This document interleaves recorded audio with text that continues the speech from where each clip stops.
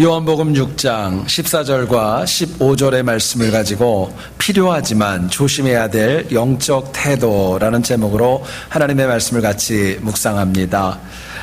일반적으로 공기 중에는 산소가 21%가 포함되어져 있다고 합니다. 그런데 대도시나 매연이 가득한 곳의 산소 함유량은 0.5%가 부족한 20.5%가 되면은 참 공기가 좋지 않고 또 스모그가 있는 것을 알 수 있다고 합니다. 역으로 좋은 공기가 있는 곳 산속에는 1%가 더 많은 22%의 산소가 있다고 합니다. 그런데 문제는 최근에 지구 산소의 무려 20%를 차지하는 아마존 밀림이 경제적인 목적으로 인하여서 지속적으로 훼손되어지고 있다는 사실입니다. 자원을 개발하기 위해서 관광지를 개발하는 명목으로 밀림과 정글이 점점 더 줄어가고 있다는 것이지요. 여기에 아마존을 연구하는 많은 자연학자들은 이야기합니다. 지금처럼 벌목과 개발이 지속되어지면 앞으로 100년의 시간이 지나면은 그 울창했던 밀림이 이제는 사막처럼 황폐해야 될 것이다 경고하고 있습니다. 결국 이 일이 그렇게 진행이 되면은 아마도 지구 산소의 5분의 1이 줄어들고요. 인간은 산소 부족으로 인한 많은 어려움과 아픔을 경험할 수밖에 없다고 경고합니다. 생각해 보시면은요, 과거보다 더 나은 환경과 더 나은 문명의 발전을 이루는 것, 성장과 확장이라는 단어는 굉장히 필요하고 중요한 단어입니다. 어쩌면 시간이 지나면 지날수록 더 성장하고 발전을 해야지 퇴보하고 좋지 않게 되는 것은 좋은 것 아닙니다. 그런데 더 중요한 것은요, 우리에게 정말 필요한 성장과 발전 그리고 개발과 확장에도 성격이 너무나도 중요하다는 것입니다. 인류의 발전 가운데 성장이 긍정적으로 쓰일 수도 있습니다. 그런데 개발하고 확장되어지는 것이 때로는 부정적으로 쓰여져서 자연을 파괴하고 우리 후손들의 미래를 암울하게 하는 결과를 초래할 수도 있다는 것입니다. 여러분, 그렇기 때문에 꼭 우리의 삶에 필요한 것이라 할지라도 정말 다시 한번 바른 의미와 가치를 점검하는 지혜가 우리에게 필요합니다.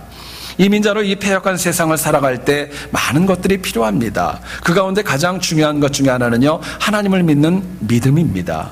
믿음이 너무너무 중요하고요. 또 한 가지는 우리가 사회적인 존재이기 때문에 사람들과 주변에서 인정을 받고 칭찬을 받는 것, 이것도 역시 중요합니다. 그러나 이 두 가지가 너무너무 필요하고 중요하지만은요, 그것이 다가 아니라 그 가운데 우리에게 꼭 주의해야 되고 또 경성해야 될 그런 면도 있다는 것을 저희들에게 말씀합니다.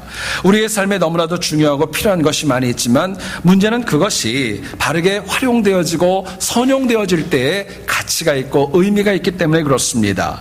실제로 너무너무 중요하고 꼭 필요한 것이지만은요, 이것이 잘못 쓰이게 되면 오히려 복이 아니라 재앙으로 다가올 수 있기 때문에 그렇습니다. 본문은 오병이어의 기적의 마지막 부분입니다. 주님 앞에서나 또 오늘이나 이 사건은 굉장히 커다란 이적과도 같은 사건이었습니다. 백성들은 오병이어의 사건을 통하여서 주님을 믿기를 원했고 심지어는 억지로 왕으로 삼고자 하는 마음도 있었습니다. 나름대로 예루살렘에서 주님을 박해했던 영혼들보다 훨씬 더 호의적이었었지만은요, 이 태도에는 그럼에도 불구하고 조심해야 될 것들이 있다는 거예요. 본문을 통하여서 우리가 이민자인 우리에게 꼭 정말 필요하지만 우리가 조심하고 주의해야 될 영적인 태도가 무엇인가, 본문이 주는 메시지 같이 한번 나누어 보기를 원합니다. 첫 번째로 생각할 것은요, 우리에게 꼭 필요하지만 주의해야 될 것은 바로 믿음에 관한 것입니다. 믿음이 너무너무 중요합니다. 그런데 우리의 믿음이 매사에 눈으로 보고 또 듣고 체험하려는 것으로만 믿음이 제한되어지면 그것은 조심해야 될 것이라고 저희들에게 말씀합니다. 14절을 한번 보세요. 그 사람들이 예수께서 행하신 이 표적을 보고 말하되 이는 참으로 세상에 오실 그 선지자라 하더라 말씀합니다. 사람들은 오병이어의 기적이 있은 다음에 예수님을 얘기를 할 때 그렇게 얘기를 했습니다. 구약에서 오실 그 선지자라고 이야기했습니다. 그런데 중요한 것은요, 그 선지자라고 얘기했었던 시기가 너무나도 중요합니다. 오병이어의 이적이 있기 전이 아니라 이 모든 이적을 보고 듣고 체험한 다음에야 비로소 오실 그 선지자라고 사람들은 고백을 했던 것입니다. 역으로 얘기하면 이렇게 생각할 수도 있어요. 만약에 이 많은 사람들이 오병이어의 기적을 보고 듣고 체험하지 않았다면 예수님을 향해서 오실 그 선지자라고 얘기를 하지 않았을 수도 있는 것입니다. 여러분, 그런데 주님은요, 구약에서 얘기하는 오실 그 선지자가 아니었습니다. 하나님이셨고요, 인류 구원을 위해서 정말 사역을 하기 위해서 오신 메시아였던 거지요.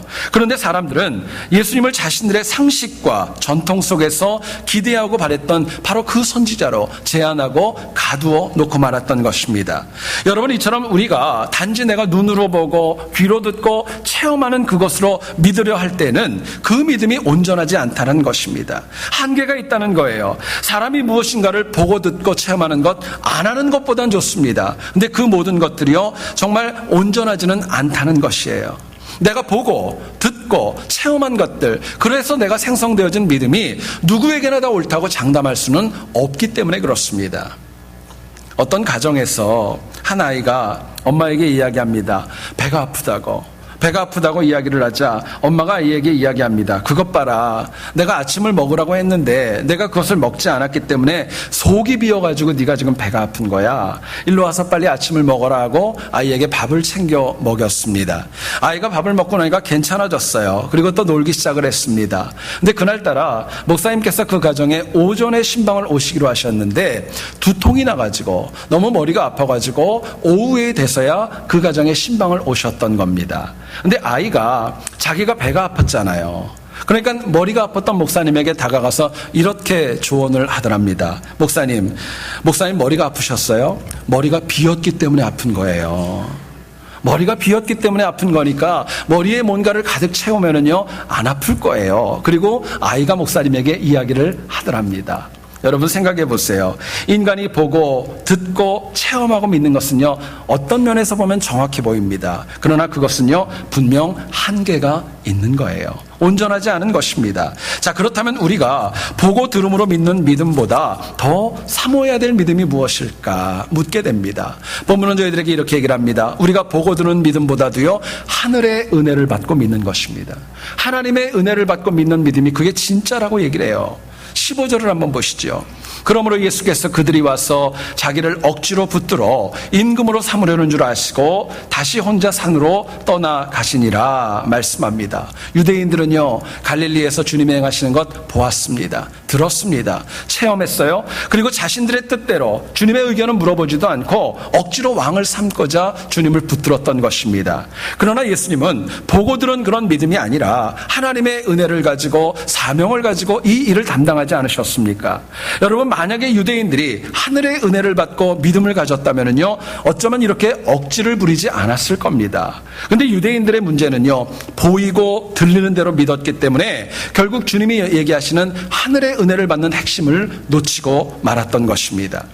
여러분, 구원받는 믿음, 영생을 얻는 믿음, 천국에 가는 믿음은 다른 것 아닙니다. 하늘에서 하나님으로부터 주어지는 것입니다. 하나님이 주시는 거예요. 성령의 은사인 믿음은요, 여러분, 그냥 우리에게 너무너무 필요하지만 인간의 결단과 각오로 주어지는 거 아닙니다. 하나님이 주셔야 가능하기 때문에 믿음을 성경은 성령의 은사라고 이야기합니다. 굉장히 중요하죠. 성령께서 주인인 우리의 마음을 감동하십니다. 우리의 마음을 기경하시는 거예요. 과거에 제약되고 그릇된 것 회개하고 다 내려놓게 하면은 하나님의 은혜가 임합니다. 성령께서 우리의 마음을 부드럽게 하셔야 하나님을 믿을 수 있다고 우리의 마음을 움직이십니다. 여러분, 그래서 인간이 상상할 수 없는 은혜를 채우셔서 신령한 하늘의 은혜를 맛보고 살아가는 것, 그게 신앙생활입니다. 그런데 토기장이 되신 주님께서 우리에게 이렇게 믿음을 주셔야 가능한데, 그럼에도 불구하고 우리는요, 세상 것을 추구할 때가 너무나도 많이 있다는 데 어려움이 있습니다. 12명의 사도들, 여러분 아시지요? 예수님의 공생애 때 나름대로 주님을 정말 열심히 도와서 참 일을 많이 했습니다. 자신들의 생업도 바로 놓았습니다. 가족들도 뒤로 했습니다. 주님이 원하시는 것, 행하시는 것, 가시는 것 다 따라갔습니다. 얼마나 열심히 수고했는지 몰라요. 뿐만 아니라 얼마나 열심히 잘 믿어보려고 노력을 했을까요? 그런데 예수님께서 십자가에 돌아가실 때 제자들의 모습은 어땠는지요? 여러분, 그 12명이나 됐던 영혼들, 그렇게 주님을 따라다녔지만 그 자리에는 한 명도 남아있지 않았습니다. 다 자기 살겠다고 다 도망가고 말았던 거예요. 도대체 왜 이렇게 됐을까? 이유가 무엇일까? 묻게 됩니다. 여러분, 제자들은요, 주님의 사역을 수없이 보고 들었습니다. 기적도 봤습니다. 죽어가는 영혼이 살아나는 것, 그것도 보았습니다. 그런데도 불구하고요, 그 믿음이 온전하지 않았던 것입니다. 그런데 성령 강림, 오순절 성령 강림을 통하여서 하늘의 은혜를 받은 다음에 제자들이 바뀌기 시작합니다. 스테이블하지 않았고 자꾸 변하는 그 영혼들이 한 영혼도 곁길로 가지 않고 평생 동안 하나님만 바라보고 나아갔던 것입니다. 그래서 예루살렘과 온 유대와 사마리아 땅끝까지 이르러 주님의 증인으로 힘있게 사역할 수 있었던 거예요. 주님께서 행하신 많은 것을 보고 들었지만은요, 하늘의 은혜가 없으면 인간은 넘어집니다. 하늘의 은혜가 없으면 넘어지는 거예요. 어쩌면 인류 역사에서 이 사도들은 가장 복된 영혼들 아닙니까? 하나님을 보았습니다. 예수님의 사역을 보았고 그분의 음성을 들었고 많은 이적을 보았지만은요, 하늘의 은혜가 없었기 때문에 그들은 넘어졌던 것입니다. 여러분, 그만큼 중요한 거예요. 이민자로 우리가 이 땅을 살아가면서 정말 조심해야 될 영적인 명제가 있습니다. 뭐냐면은요, 지금까지도 내가 보고 들은 것, 최고라고 생각하는 것, 가장 의로운 것이라고 생각하는 것, 여러분 그거 버리셔야 돼요. 착각입니다. 정말 내 믿음이 하늘로부터 시작되어졌는지 땅으로부터 비롯되어졌는지 바르게 구분하는 지혜가 저희들에게 필요한 것입니다. 만약에 땅으로부터 시작되어졌다면요, 놓으셔야 돼요. 하늘로부터 주어졌다면요, 굳게 붙잡으셔야 됩니다. 여러분, 2차 세계대전 때 공수부대원이었던 해럴드 러셀이라는 사람이 전쟁에 참전하였다가 폭탄을 맞고 양쪽 팔을 다 잃게 됩니다. 이분이 얼마나 낙심을 했는지 몰라요. 일기장을 보면 그렇게 썼습니다. 나는 살아있는 고깃덩어리다. 살 이유가 없다. 너무너무 힘들고 아팠습니다. 그런데 다시금 복음을 듣게 되었고 많은 영혼들의 중보와 전도를 통해 하나님을 만나게 됩니다. 그리고 얘기를 합니다. 나는 잃은 것보다 얻은 것이 많다는 걸 깨닫게 되었습니다. 고백을 하는 거예요. 그리고 의수를 만듭니다. 그리고 글을 쓸 수 있을 만큼 훈련을 하게 돼요. 그리고 나중에 이야기를, 자기의 스토리를 책으로 펴내게 됩니다.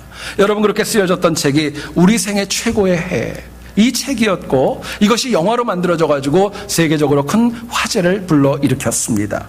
훗날 기자가 러셀의 삶에 일어났던 이 이적의 원인을 직접적으로 인터뷰하며 물어봤습니다. 러셀이 이렇게 답했답니다. 저는 잃은 것보다 얻은 것을 먼저 생각했습니다. 잃은 것보다 얻은 것을 먼저 생각했고 하나님께서 내게 남은 것을 깨닫게 하셨을 때 잃은 것의 10배를 얻을 수 있었습니다. 이야기를 했어요. 여러분, 러셀이 어떻게 변화됐을까요? 땅에서 이루어진 것으로 변화된 거 아닙니다. 하늘의 은혜를 받고 변화된 것입니다. 하나님 주시는 은혜를 받고 변화된 거예요. 결국 하나님께서 위로부터 공급하시는 은혜는 우리의 인생을 날마다 새롭게 하는 능력이 있습니다. 그것이 필요한 거예요. 서울여대 교수인 장경철 교수가 믿는다는 것의 행복이라는 책에서 이런 이야기를 하고 있습니다. 인생은 부정적인 사건으로 인하여 넘어지지 않는다. 부정적인 사건 때문에 넘어지는 거 아니래요. 오히려 부정적인 사건을 극복하게 만드는 하늘의 공급이 부족하기 때문이라는 거예요. 은혜가 있는데 그거를 공급받지 못하니까 부정적인 사건으로 넘어질 수밖에 없다는 것입니다. 여러분이 이민자로 이 땅을 살아갈 때 생각지 않았었던 부정적인 사건들 얼마나 많이 있는지 모릅니다. 예상하고 찾아오는 것보다 예상하지 않았던 것, 생각지 않았었던 아픔과 어려움이 우리들의 삶 가운데 찾아와서 나를 아프게 할 때가 적지 않습니다. 문제는 내가 보고 들은 믿음, 내가 체험한 것, 인위적인 믿음 가지고는요, 이거 이길 수 없습니다. 오직 하나님께서, 전능하신 하나님께서 위로부터 공급하시는 그 은혜만이 내 삶의 부정적인 요소, 장애물들을 극복하게 역사합니다. 여러분, 은혜는요, 그냥 주어지는 거 아닙니다. 내가 사모하는 만큼 가지는 거예요. 내가 갈망하는 만큼 가지는 거예요. 똑같은 시간에 있고 똑같은 장소에 있고 똑같은 목회자를 통해서 말씀을 들어도 어떤 영혼은 삶의 변화가 일어나지만 어떤 영혼에게는 시간 낭비가 될 수도 있는 것이 안타까운 현실입니다. 여러분, 믿는 자라면, 하나님을 고백하는 영혼이라면 은혜 받기를 원하는 것 당연한 거 아닙니까? 은혜를 사모하는 것 너무나도 당연한 거예요. 혹시라도 여러분들 가운데 은혜를 받거나 말거나 있어도 그만 없어도 그만의 태도로 아무것도 얻을 수 없다는 거 모르지 않습니까? 다 알고 있죠. 여러분, 오늘 이 시간에 바로 이 자리에서 하나님의 은혜가 있기를 원합니다. 그 은혜를 가지고 여러분들을 날마다 우리가 보고 듣는 믿음보다 더 복되고 귀한 하늘로부터 공급하시는 은혜로, 그 믿음으로 날마다 승리할 수 있기를 주님의 이름으로 축원드립니다. 두 번째로 생각할 것은요, 사람에게 인정받는 거 참 중요합니다. 그런데 여기에 치우치는 것이 위험할 때가 있어요. 사람에게 인정받고 칭찬받는 것이 필요하지만 이것에 치우치면 어려움이 당할 수 있다는 거예요. 오병이어의 사건이 일어나기 전에 주님께서는 예루살렘에 계셨습니다. 양문곁에서 베데스다 목가에서 38년이나 아팠던 영혼을 치유해 주지요. 유대인들은 예수님께서 안식일에 이 일을 하였다고, 안식일을 어겼다고 주님을 박해하고 주님을 죽이려고 했습니다. 그런데 오늘 본문에서는 얘기를 합니다. 갈릴리의 많은 사람들이 예수님의 말씀을 믿으려고 했고 그분을 왕으로 삼을 정도로 호감을 가지고 다가왔던 것입니다. 여러분 생각해보면 갈릴리 사람들의 반응은 분명히 예루살렘에 있던 사람들보다 훨씬 더 호의적이었고 또 예수님 마음에는 더 좋았을지도 모르겠어요. 여러분 제자들도 그러지 않았겠습니까? 당신의 스승이 어렵고 힘든 상황을 당하는 것보다 사람들에게 인정을 받고 왕으로 삼으려고 한다 얼마나 기쁘고 흥분이 되었을까요? 그런데 결정적으로 예수님은요 이런 유대인들의 태도에 대해서 전혀 기뻐하지 않았습니다. 거기에 흔들리지 않았죠. 물론 사람들의 인정과 사람들의 칭찬 이것이 없는 것보다는 낫지만은요 그게 다가 아니었기 때문에 그래요. 여러분이 사회적 존재인 인간은 주변 사람들에게 칭찬받으셔야 됩니다. 인정받으셔야 돼요. 또 모두가 다 참 잘한다. 그리고 좋은 말을 들을 수 있는 그런 삶을 살아가야 마땅합니다. 세상 누구도 칭찬받는 걸 싫어하는 분이 어디 있겠어요. 잘한다는 얘기 싫어하는 분이 어디 있겠어요. 칭찬은 돌고래도 춤추게 한다면서요. 여러분 그만큼 다 좋아하는 거예요. 근데 문제는요 인간에게 세상의 인정과 칭찬이 전부가 될 수 없다는 것입니다. 결국 주변의 칭찬과 인정이 너무너무 귀하고 필요하지만은요 그럴수록 내가 영적인 분별력을 가지고 영적인 중심을 가지고 하나님의 말씀대로 살아가는 지혜가 더 중요한 것입니다. 여러분 그렇다면 우리가 주변의 인정과 칭찬에 치우치는 그 어려움, 과오 이거 이기려면 어떻게 해야 될까요? 사람들의 칭찬이 있을 때 내가 교만해지지 않고 이기려면 뭐가 필요할까 묻게 됩니다. 본문은 저희들에게 이렇게 말씀합니다. 사람들의 인정과 칭찬보다도 하나님이 주신 사명을 붙잡고 살아가시면 돼요. 하나님이 주신 사명을 붙잡으면은요 사람들의 칭찬과 인정 여기에 움직이지 않는 것입니다.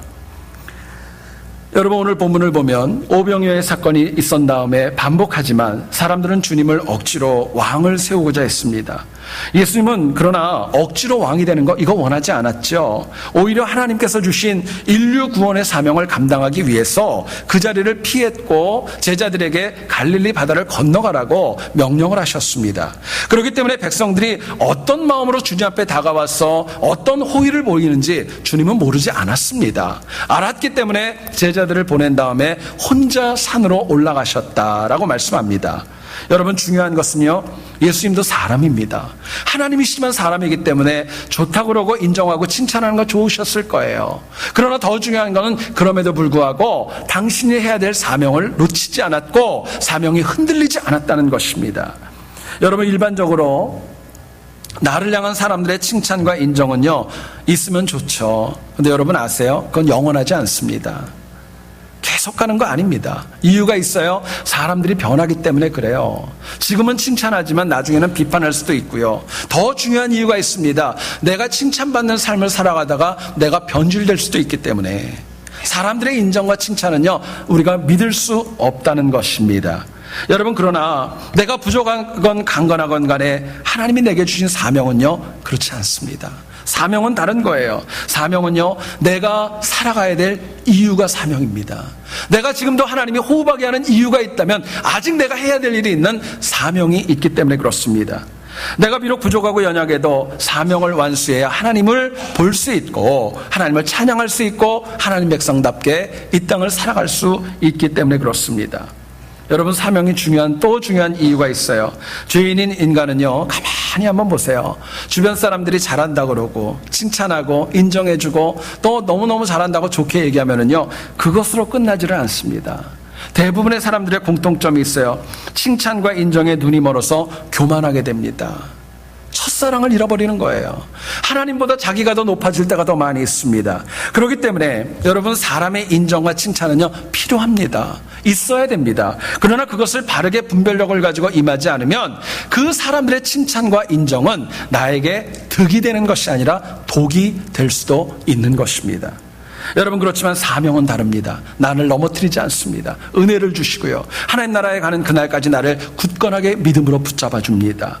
여러분, 그렇기 때문에 수많은 미혹을 이기게 하고 승리하도록 우리들의 삶을 붙잡으시고 능력으로 채워주시는 것입니다. 주기철 목사님은 아시죠? 신사참배를 반대하다가 순교하신 영적인 거장입니다.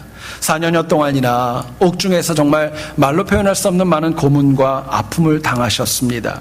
생각해보면 옥중의 혹독한 고문이 얼마나 많이 힘드셨을까요?